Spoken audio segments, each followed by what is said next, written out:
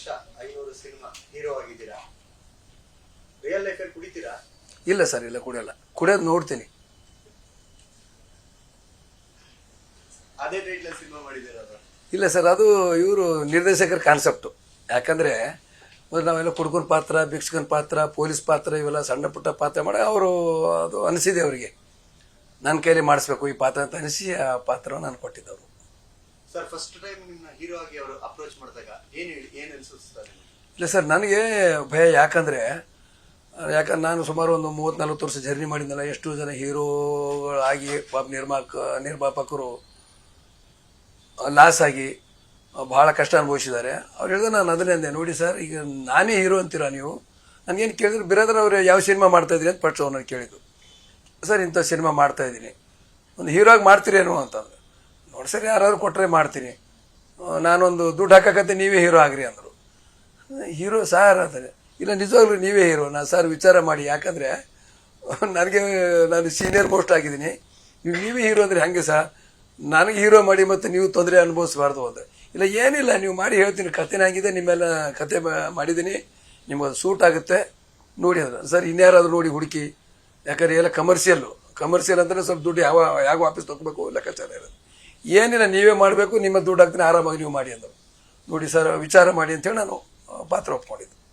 Sir, ಒಂದು 50 ವರ್ಷ journey ಸಾಗಿದ್ದೀರಾ sir. ಇವತ್ತು ಡಿಜಿಟಲ್, ನಿಮ್ಮ ಜಮಾನ ಹೇಗಿತ್ತು ಸರ್ 50 ವರ್ಷದ ಹಿಂದೆ ಹೋದ್ರೆ? ಸರ್, ಅವಾಗ ಏನಿತ್ತು ಅಂದ್ರೆ ಈ ಥರ ಏನಿಲ್ಲ ಸರ್. ನಾವು ಒಂದು ಫೋಟೋ ಹೊರಗಡೆ ಬರಬೇಕಂದ್ರೂ ಕೂಡ ಹೊರಗಡೆ ಬರ್ತಾ ಇರಲಿಲ್ಲ. ಸ್ಟಿಲ್ ಫೋಟೋಗ್ರಾಫರ್ ಇರೋರು, ಯಾರೋ ಅಭಿಮಾನಿಗಳು ಬಂದರೆ ಫೋಟೋ ತಗೊಂಡು ಮನೆಯಲ್ಲಿ ಫ್ರೇಮ್ ಹಾಕಿ ಇಡೋರು. ಈಗ ಮನೇಲಿ ಫ್ರೇಮ್ ಇಲ್ಲ, ಇಡೀ ಕರ್ನಾಟಕಕ್ಕೆ ಫ್ರೇಮ್ ಆಗಿಬಿಡುತ್ತೆ. ಅದು ಆ ಥರ ಆಗಿದೆ. ಇಲ್ಲ, ಅದೇ ಚಂದ ಸರ್. ಯಾಕಂದರೆ ಒಬ್ಬ ಕಲಾವಿದ ಒಂದು ಪಾತ್ರ ಮಾಡಿದ್ರೆ ಸಿನಿಮಾ ಹೊರಗಡೆ ಬಂದಾಗ ಮಾತ್ರ ಗೊತ್ತಾಗಬೇಕು. ಈಗ ಹಂಗಲ್ಲ, ಪಾತ್ರ ಮಾಡಿದ ತಕ್ಷಣ ಮೊಬೈಲಲ್ಲಿ ಬಂದ್ಬಿಡುತ್ತೆ. ಅವಾಗೇನಾಗುತ್ತೆ, ಅಲ್ಲಿ ಬೆಲೆ ಕಮ್ಮಿ ಆಗುತ್ತೆ. ಏನಂದರೆ ಪಾತ್ರ ಅವಾಗ ಹೇಗಿತ್ತು ಅಂದರೆ, ಒಂದು ಫೋಟೋ ಬರಬೇಕಾದ್ರೆ ಪೇಪರಲ್ಲೇ ಬರ್ತಿತ್ತು ಫೋಟೋ. ಒಂದು ಫೋಟೋ ಅಂದ್ರೆ ಈಗ ಶುಕ್ರವಾರ ಉದಯವಾಣಿ, ಕನ್ನಡಪ್ರಭ, ಡಕ್ಕಾನಾಡು ಇವೆಲ್ಲ ಬರ್ತಿತ್ತು. ಈಗೇನಾಗಿದೆ, ಈಗ ಮೀಡಿಯಾ ಬಂದುಬಿಟ್ಟು, ನಮಗೆ ಮೊಬೈಲ್ ಬಂದುಬಿಟ್ಟು, ಈಗ ಎಲ್ಲಾರ ಈಗ ನಾವೀಗ ಒಂದು ಸಿನಿಮಾ ಮಾಡ್ತೀವಿ, ಯಾರೋ ಫೋಟೋ ಹೊಡ್ಕೊಂಡು ಬಿಟ್ಬಿಡ್ತಾರೆ. ಸಿನಿಮಾ ರಿಲೀಸ್ ಆಗೋ ಮುಂಚೆನೇ ಅದು ಮೊಬೈಲೇ ರಿಲೀಸ್ ಆಗುತ್ತೆ. ಅದರಿಂದ ಏನಾಗುತ್ತೆ, ಅಲ್ಲಿಗೆ ಸ್ವಲ್ಪ ಹೊಡೆತ ಬರುತ್ತೆ. ಒಬ್ಬ ಕಲಾವಿದನ ಬದುಕು ಬೇರೆ ಬೇರೆ ತರ ಇರುತ್ತೆ. ಅದರಲ್ಲಿ ಹಾಸ್ಯ ಕಲಾವಿದನ ಬದುಕು ಒಂದು ಸ್ವಲ್ಪ ವಿಭಿನ್ನ ಅನ್ಬೋದು.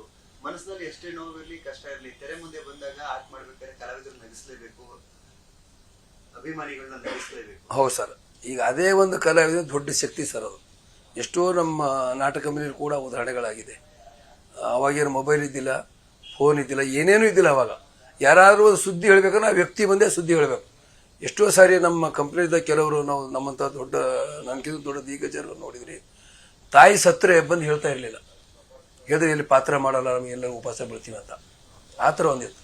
ಎಲ್ಲ ಪಾತ್ರ ಮಾಡಿದ್ರೆ, ಏನಪ್ಪ ಮತ್ತೆ ಊಟ ಆಯ್ತಾ? ಹ್ಞೂ ಆಯ್ತು, ಒಂಚೂರು ಮನೆ ಕಡೆ ಹೋಗ್ಬಾ, ಯಾರೋ ಒಬ್ರು ಬಂದಿದ್ರು, ಏನೋ ತಾಯಿಗೆ ಹುಷಾರಿಲ್ವಂತೆ, ನಾನು ಕಾರ್ ಕೊಡ್ತೀನಿ ಅಥವಾ ಈ ಥರ ಮಾಡಿ ಕಳಿಸ್ತಿದ್ರು ಆವಾಗಿದ್ದು. ಬಟ್ ಅವಾಗ ಏನಂದ್ರೆ, ಕೆಲವು ಸರಿ ಏನಾಗೋದು, ಮನೇಲಿ ಯಾರೋ ತಾಯಿ ತಂದು ಯಾರೋ ಬಂಧು ಬಳಗ ಸತ್ತಾಗ, ನೋಡಪ್ಪ ನಾಳೆ ಬರ್ಬೇಕಂದಾಗ ಅಲ್ಲಿ 10 ಮತ್ತೆ ಇಲ್ಲಿ ನಗಿಸ್ಬೇಕು. ಆ ಒಂದು ಶಕ್ತಿ ಇರೋದು ಕಲಾವಿದರಿಗೆ, ಹಾಸ್ಯ ಕಲಾವಿದರಿಗೆ ಮಾತ್ರ. ಬೇರೆಯವರು ತಡ್ಕೊಳಕ್ಕಾಗಲ್ಲ. ಎಷ್ಟೋ ಉದಾಹರಣೆಗಳಿದೆ.